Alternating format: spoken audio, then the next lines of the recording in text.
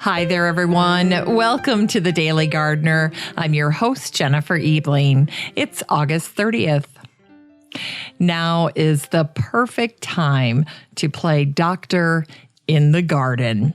Look for the sick or injured. Look for plants that haven't thrived, plants with disease, plants riddled with pests. You don't want to leave any diseased plants in your garden over the winter. If you're able to do only one fall garden chore, taking out the sick and infirm is what you want to do. All these babies get dug up and escorted out of my garden. Generally, I say that nothing green or brown leaves the property, but these are items I don't dare chop and drop or compost. These sick plants go out. Here's today's brevities. It's the birthday of Lancelot Brown, who was born on this day in 1716.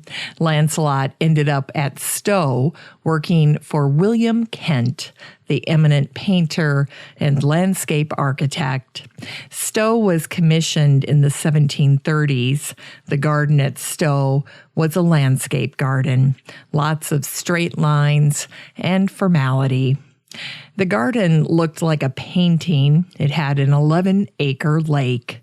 The main area was the Elysian Fields, 40 acres featuring buildings and monuments that flank two narrow lakes called the River Styx. The monuments honored the virtuous men of Greece and Britain. The time spent with Kent at Stowe not only transformed the land, it transformed Lancelot from a gardener into a landscape architect. It was his big break. After Stowe, Brown traveled all over England as a freelancer. Brown's skill and his nickname came from seeing the capabilities of the landscape. He became so popular that everyone with means wanted a capability Brown landscape. They craved his garden designs and his garden temples. What everyone essentially wanted was beauty, and capability delivered just that, beautiful gardens. Today, at least 20 of his gardens remain, and they're in the care of England's National Trust.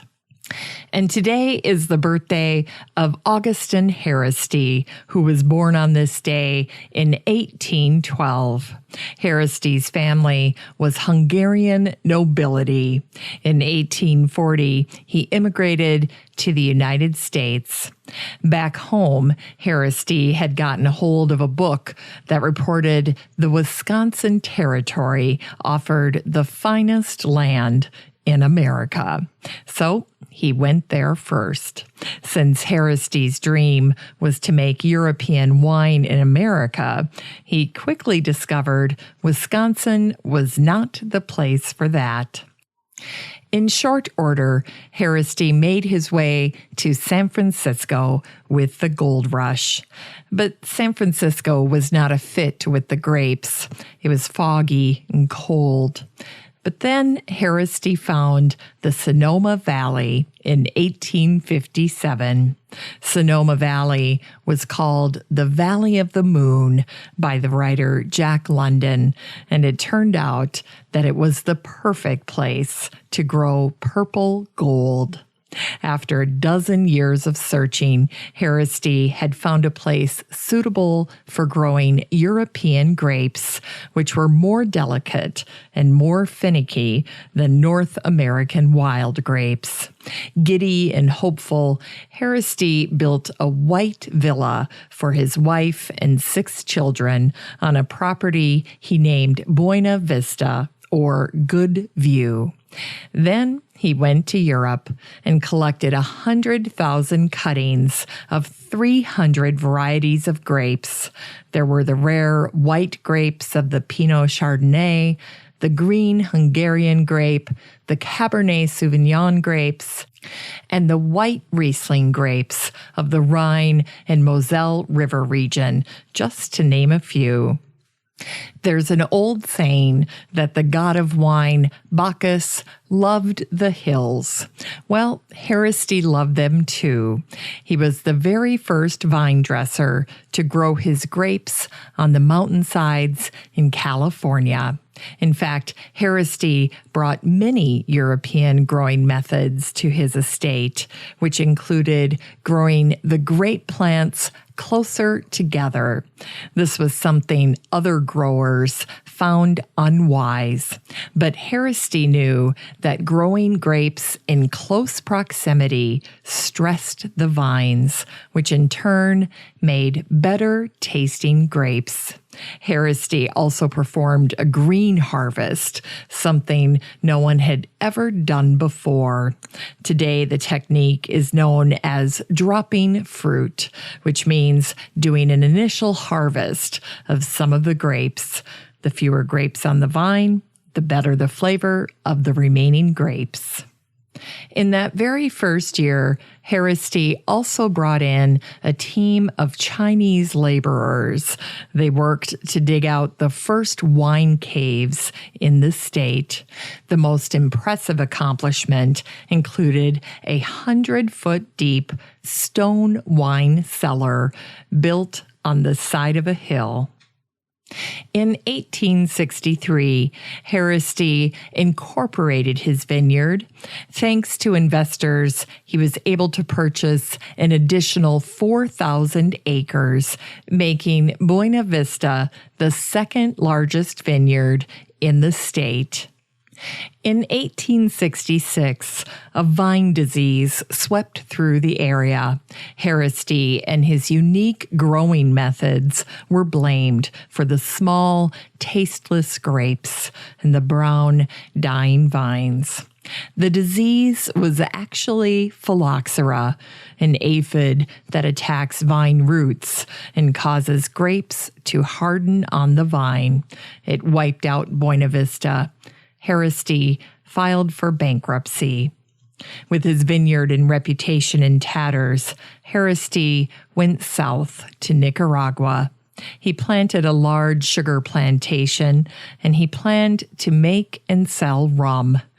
But on July 6, 1869, as he was reaching for a vine and crossing a river on his property, he fell and was eaten by an alligator.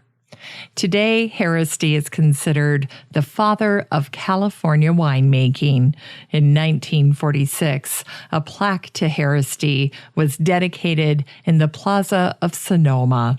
In March 2007, Haraszthy was inducted into the Vintners Hall of Fame by the Culinary Institute of America.